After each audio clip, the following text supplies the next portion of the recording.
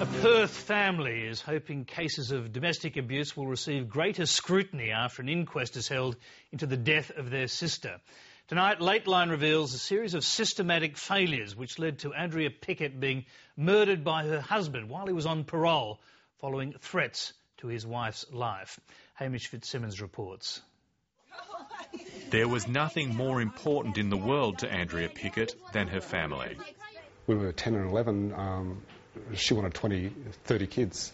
I can remember saying how crazy she was. Andrea's dream of a big family was fulfilled when she married childhood sweetheart Ken Pickett. The couple settled in suburban Perth and raised 13 children together. She loved them, and they were first and foremost on her mind all the time. But after 20 years together, the relationship began to collapse.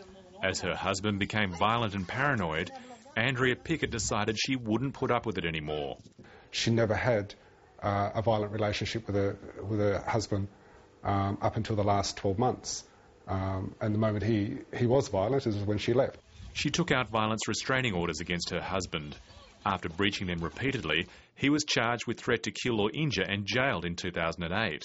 But even then, his threats didn't stop. Even while he was in jail, he actually spoke to the prison psych there, and when the psych asked him what he would do when he got out, he said he couldn't guarantee her safety.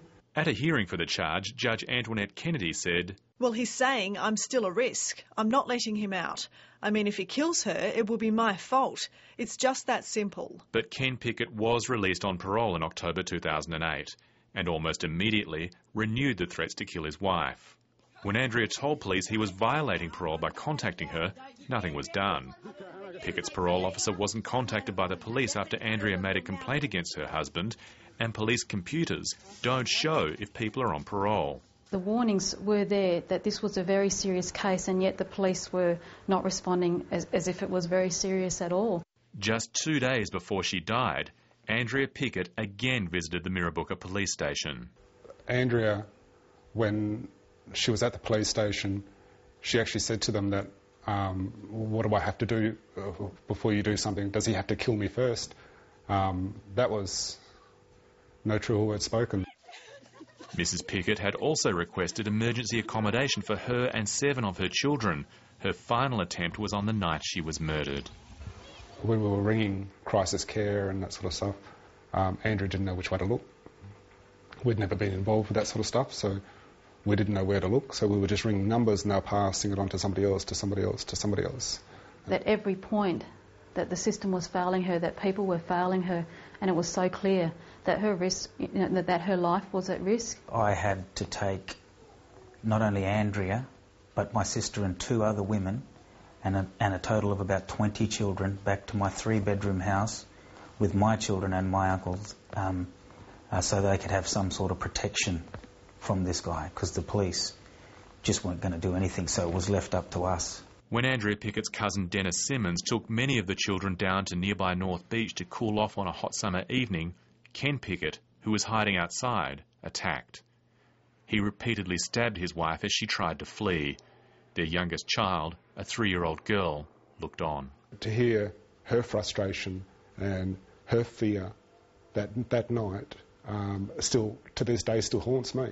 Cases like Andrea Pickett's have prompted calls for action on domestic violence. Heather Nancaro is the co-author of Time for Action, a report on domestic violence which recommended the establishment of domestic homicide review panels to assist coroners looking at how support systems failed. Where there is domestic violence and that there's been a domestic homicide, there needs to be a systematic investigation of that homicide to find out where in the system things might have gone wrong or may have been able to have been done better to actually prevent the homicide from occurring. Such panels have been introduced in New South Wales and Victoria. Western Australia is considering a panel, but human rights activists also want culturally specific programs. The homicide rate for Aboriginal women is 10 times that for a non-Aboriginal woman. So, the risk is clearly much more serious, and yet the way that people were treating Andrea and treat Aboriginal women as if it's not really that risk, but it should be the opposite. Over the last year, Andrea Pickett's family has repeatedly asked Western Australia's Attorney-General and the state's coroner to look into her murder. We've asked the coroner to investigate Andrea's death, or the events leading up to it. What's been the response? As yet, nothing. Western Australia's Attorney-General declined to comment, and the WA Police didn't reply to a series of questions put to them before this broadcast. But a day after Lateline contacted the WA government this week, Andrea Pickett's family was told informally that there'll now be an inquest into her death next year. They hope it will be a thorough examination of the circumstances surrounding her death, and that it will lead to improvements in the system, particularly for Aboriginal Australians. It's very difficult to get anything to happen here for Aboriginal people. The only thing you can get done for Aboriginal people in Perth very quickly is be arrested. Hamish Fitzsimmons, Lateline.